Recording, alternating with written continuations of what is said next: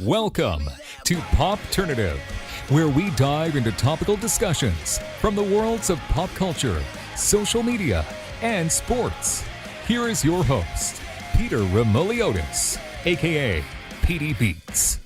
PD Beats here from Popternative, speaking to Alexia Fast with The Last Mark, which is going to be available on VOD March 1st. Welcome to the show. It's so good to see you. Thank you so much. We're kind of matching. We're both wearing like these nice blue colors. I know. It's pretty crazy. We coordinated. We knew what was happening. I know, right? We're feeling it. It's a pretty cool feeling when a movie's coming out, right? I mean, you go and you film it and everything. When does it start hitting you when a film finally comes out? Is it when you find out about the release date from your team? Is that when it starts hitting you? To be honest, it's kind of more like in this moment right now, doing an interview. It's like, oh my God, it's coming out. Like, so exciting. I'm so happy. It's interesting too, because you're kind of thrown in, because it's like, oh yeah, Last Mark, VOD, March 1st. And then you're talking to all these outlets, and it's like, okay, this is real. This is what's happening. It's actually happening. Yeah. And it's exciting. We do all this hard work, and then to see the movie start to have some success, it's great. What happening in this film? Do you notice how packed this film is when you're reading the script for this? I mean, there's a lot going on in The Last Mark. Yeah, definitely. I mean, the writing was really great. That's one of the first things I noticed when I was auditioning for the project. I was like, the writing is fantastic. It's got the action thriller elements, but it's also kind of quirky, a little bit subtly funny at times. And I think that's a testament to our writer, Cheryl Mayer, who really did a great job. And I was excited to sign on for sure. Obviously, Alexia Fast goes where the opportunities are. You know, you audition, everyone knows the drill. You have had this opportunity to work on a lot of projects in this like action and thriller world, like Apex, Jack Reacher, now The Last Mark. Is it safe to say that that's kind of a genre that really excites you in terms of kind of being in a movie like that? Like, because I feel like you've worked in a lot of those kind of action genres before. Yeah, I feel really comfortable in that genre, but I'm really explorative. Like I love period pieces. Yeah. I love just straight up dramas. I've also done like lighter comedy. I feel like I like to push myself as an actor to really have range and to try to dabble in everything. Yeah. But I've done a lot of action thriller, and I really like that. It's interesting because I asked that question, and you kind of just alluded that, you know, that's something that you probably planned on, right? Like you wanted to work in a lot of genres, right? Yes. Sometimes definitely. People are just like, to be honest, it just happens. Like you work on like a comedy, then you get roped into a thriller. Like it just happens. But I really enjoy, and I make sense that when you have kind of this idea where you don't want to just be kind of known for like one genre. You kind of know that you want to work all over the map, so to speak, which is interesting. Yeah, well, it's just really fun to push yourself and to grow as an actor and to have new experiences on set. And yeah. What can you tell us about your character in this film? I mean, a lot of characters in this film are kind of thrown in situations that are just not the greatest situations sometimes. So what was it like kind of diving into this world and playing this character specifically for The Last Mark?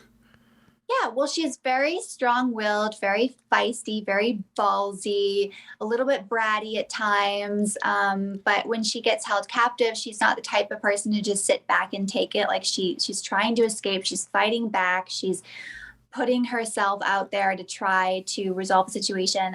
But I think what I found most exciting about this project was the father-daughter aspect. That was really exciting to me. That I felt like it added a lot of depth to the action thriller element. And so that was one of the reasons why I was so excited to be a part of this project. It's really, really cool.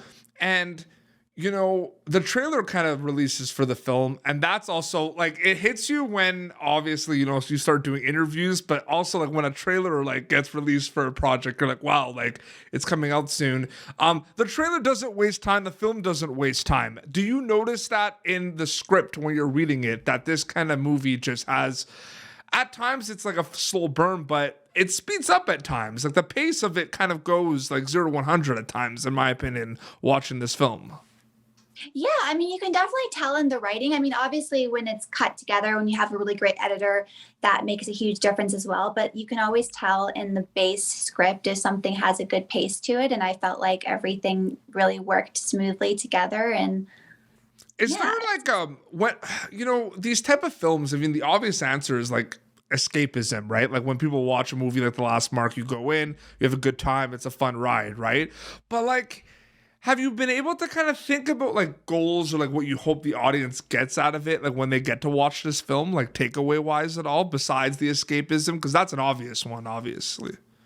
Yeah, I mean, the father-daughter relationship is really nice. And I think for anyone who's reconnecting with a family member or even a friend or someone that they've been estranged from, I think, we can all relate to that. And it's really nice. My character, didn't grow up with a dad. And by the end of the film, she has a dad, even though it's kind of this weird meeting. She's a call girl. He's a hitman. They're kind of maybe like father, like daughter in some ways. But I think that's a nice takeaway for sure. Is there also, the film, like I said, it has that kind of relationship you just talked about. It has the action. It's got the thriller and everything. Could you make an argument that this is a little bit of like a genre bending movie because it has the action component, it's got the thriller, but then it kind of hits hard emotionally with that whole father-daughter thing. I feel like you could say this movie is a genre bending movie a little bit. It totally is. And it also has those quirky comedy moments. So you're like, where does this fit? But that's something that we were really exploring with our director, Reem.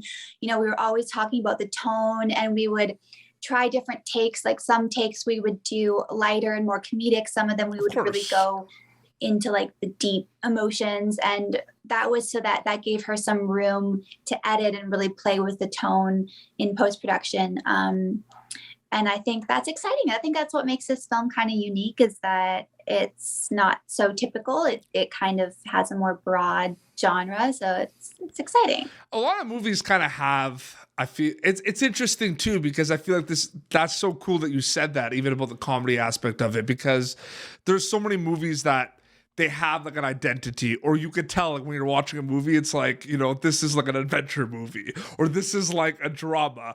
And I feel like a movie like this is a lot of fun because it has a lot of elements in it and the audience is able to kind of take away what they want to take away from it, right? Some people might watch it and be like, oh, this is more of a thriller. This is more of an action. Some people might really enjoy, like I find that interesting as well. Like it allows when you put more elements into a movie, it allows the audience to kind of pick and choose what they take out the most out of it, which is cool.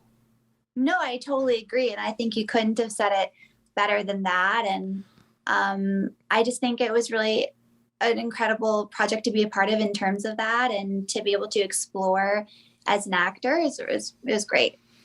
You said you're an actor, but you're a storyteller. Alexia Fast is a storyteller. That's what you do. What excites you about storytelling specifically?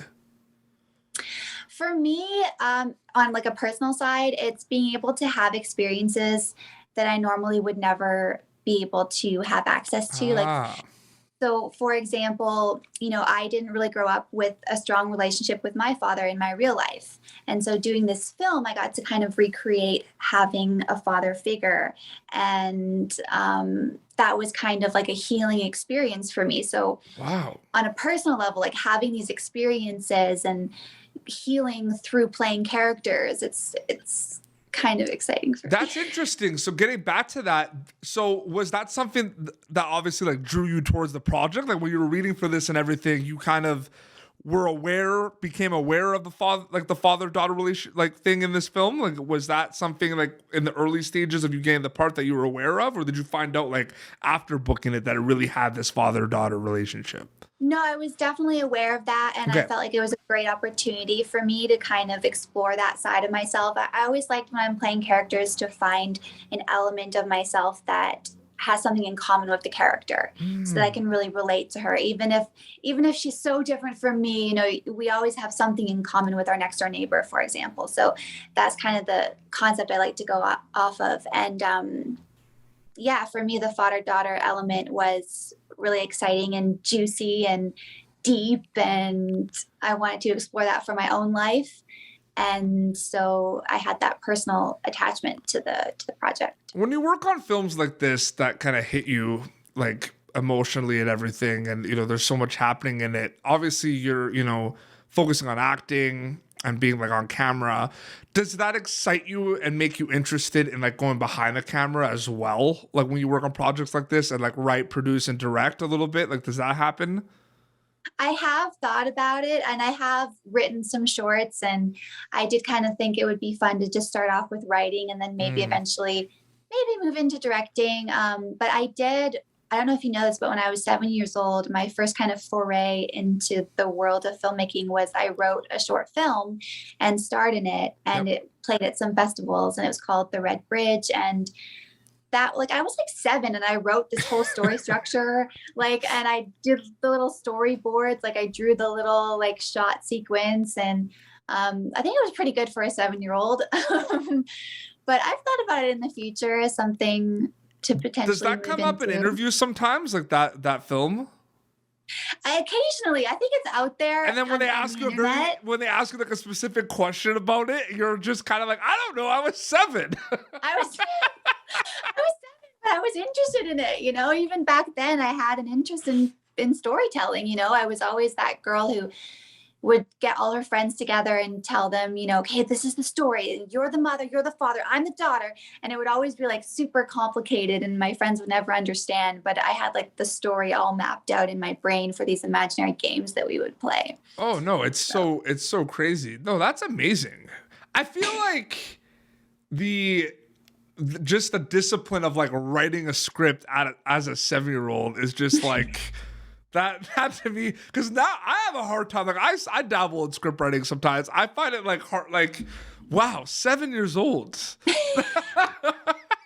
That's maybe awesome. A bit of an overachiever at that age. Hey. No, it's crazy. I mean, I feel like it kind of goes without saying that a lot of people get drawn into like storytelling at a young age. Like I kind of like was really into like hockey and sports when I was younger, but I always loved film and TV, and it was kind of a little bit of a full circle moment. But I feel like you definitely know those things, and especially in your case, like writing a script at 7 years old, like at a young age.